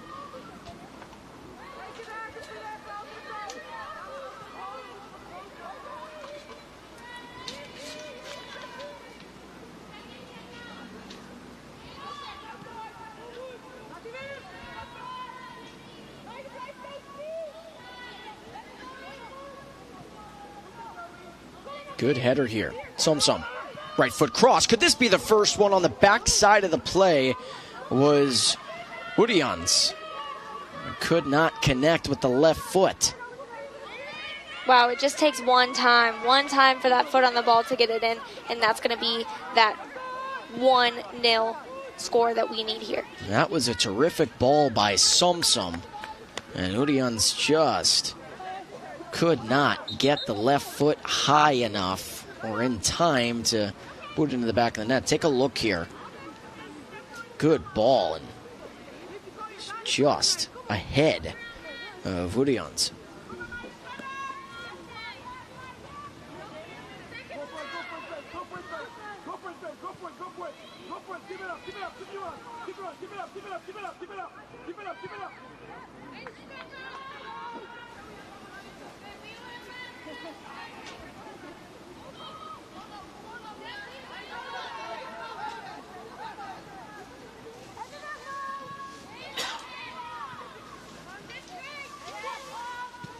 There's a lot of position switches, too, for Canada that I'm noticing. I mean, Kimberly O'Rourke was the starting left center back in this match, and now she's playing striker. Talk about a utility player, someone who can move around the pitch and play wherever. I know you said that you played a lot of different positions. It's got to be good and a good feeling to have a player like O'Rourke, who can say, sure, you need me in the back line, I'll play the back line. You want me to be a striker? Great. You want me in the middle of the pitch? Great. If I have to have the keeper's gloves on, I'll do it.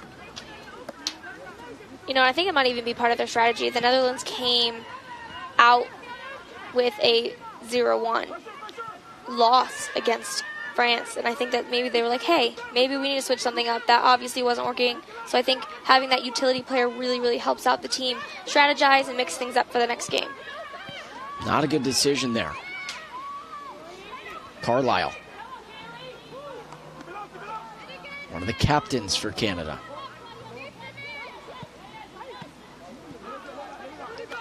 All of a sudden here, in the last couple of minutes, it's been Canada offensive-minded on the attack, trying to push, trying to find something.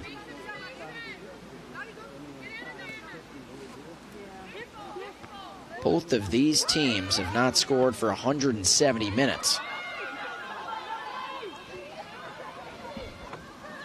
Chance here for Canada.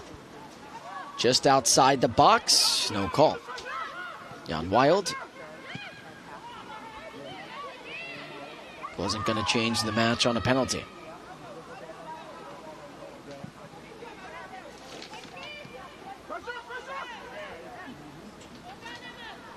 Some pretty nice footwork there. Perry going to take a shot.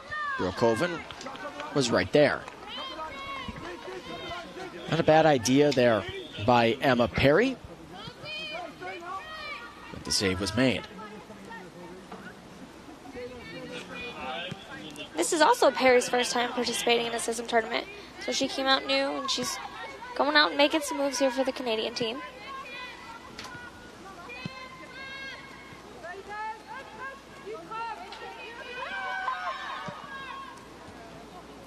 I like what Udians did there. It was too much on the pass, but I like what Udians did. She tried to stay on side as long as she could, and the flag did stay down. That was kicked a little bit out of the reach by Verdolsdonk. Here's Paters with the interception. Udians here on the near side. Ball into the middle. Sum takes a wild shot, and it will be a goal kick for Wood. Couple of subs for Canada. 5 and 10 checking in for 3 and 16. So 5 is into the match. That's Amanda Courtois von Speit. And then also Avery Stover. So 5 for 3. Courtois von Speit.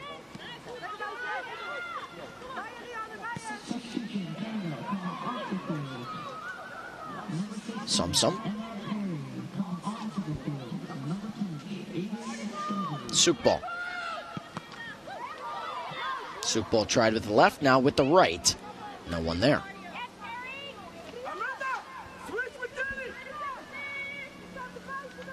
And I think we've seen that a lot, right? No one there. Right there in front of the goal box. There's really not a ton of players that are pressuring the goalkeeper and making sure they get a touch on the ball.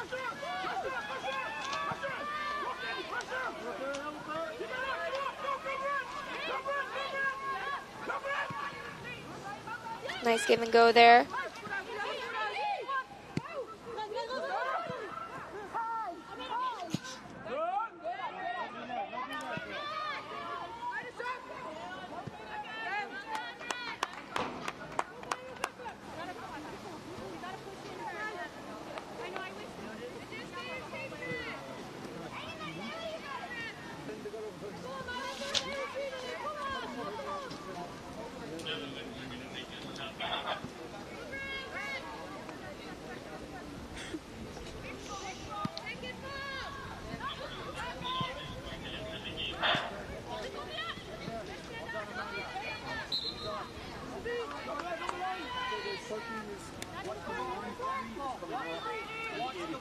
We have a few families here we want to make a shout out to. I know that the Campbell family, for number 3, Paige Campbell, they are watching.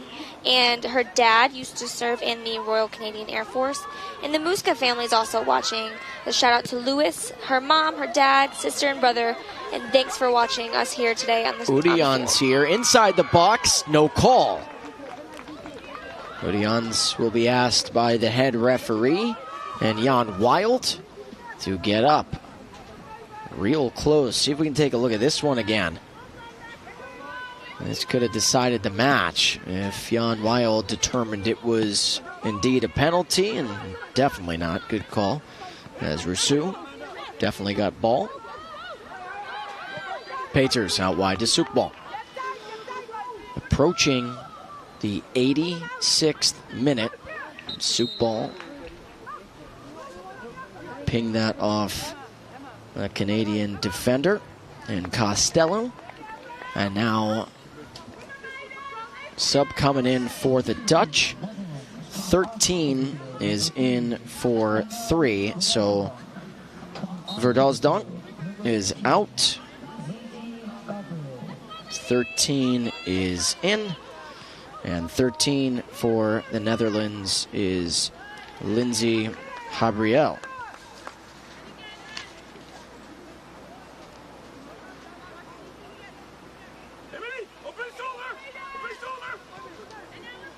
Misaglia.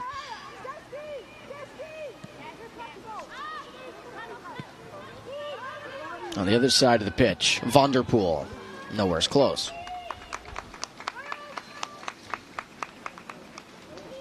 So Netherlands with possession about 55-45.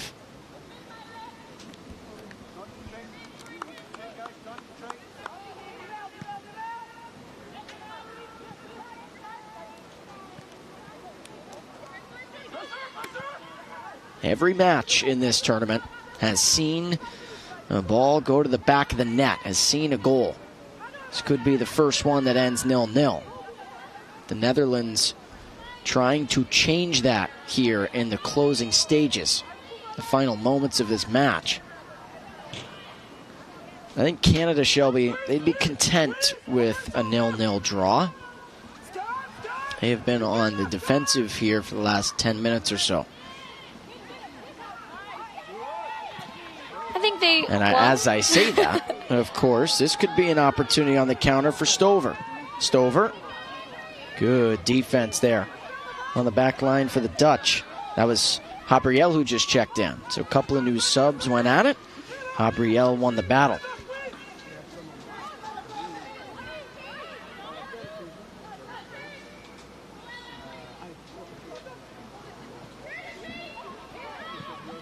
I don't know if you caught that, Alex, but it looks like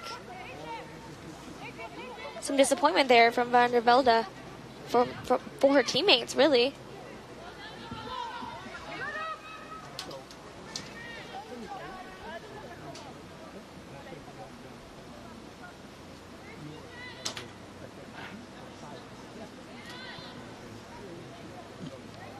And I feel like with that frustration for the Netherlands, I almost think, too, I'd like to see both nations on an all-out attack here. I'm not saying you're going to win the group. South Korea and France have looked like the two best teams. I've not seen Mali yet, of course, but, boy, those 3 points versus the 1 is a big difference if you want a chance to go to the gold medal match or at least the silver medal, or excuse me, the bronze medal match. You know, and you say that, and I was expecting, too, an all-out offensive for both teams, but I'm really not seeing a ton of tenacity from either of them, I feel like, in the second half. Sukbal, good move. Sum. Flag stays down. Lost the ball, though. Started moving without the soccer ball.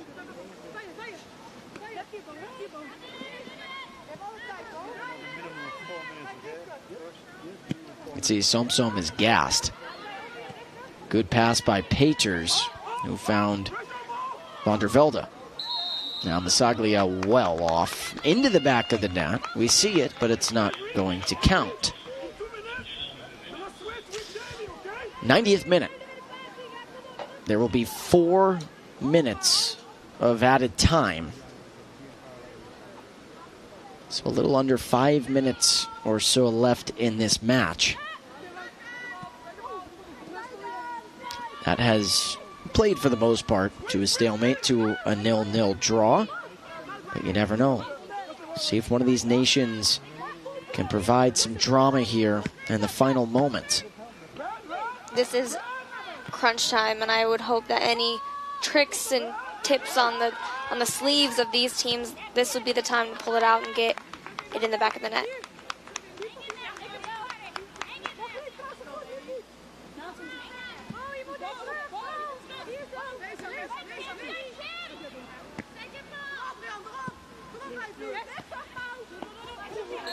Pursuit lost it, so a throw in here for the Dutch, and actually it looks like it's going to be a free kick for Canada. So Rousseau to take it.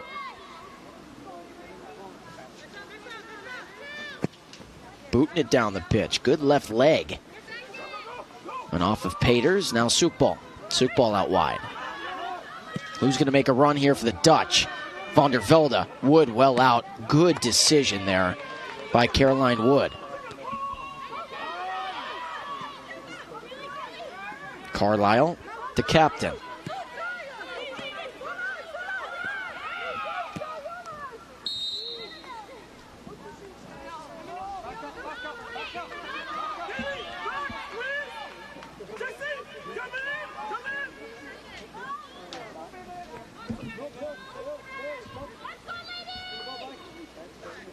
Roughly 3 minutes to go here. 91 plus. Soekbal. I like that decision there. Soekbal now. Going to cross one. I like the pass too. I would have loved to seen it connect there in the middle. Sumsum couldn't get to it.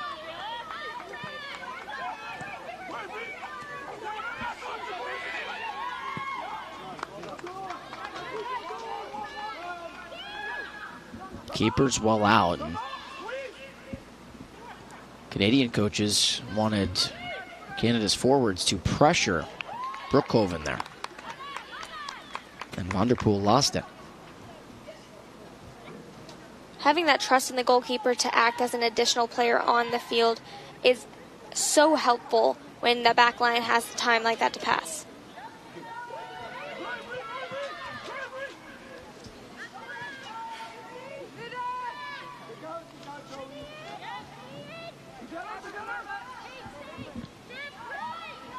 Missed kick that time by Broekhoven, but then turned right back over by O'Rourke. Udians, she will get to it. Udians took one, recognized that Wood was outside the 6. Good pass. Van der Velde, could this be the first one? Deflected and saved by Wood. Boy, that was maybe the best look for the Dutch since that ball and that strike pinged off the post earlier in the first half. What a dive by Wood. That was beautiful. A nice catch. Really, really deflected and stifled any chance that the Dutch was going to be able to score right there.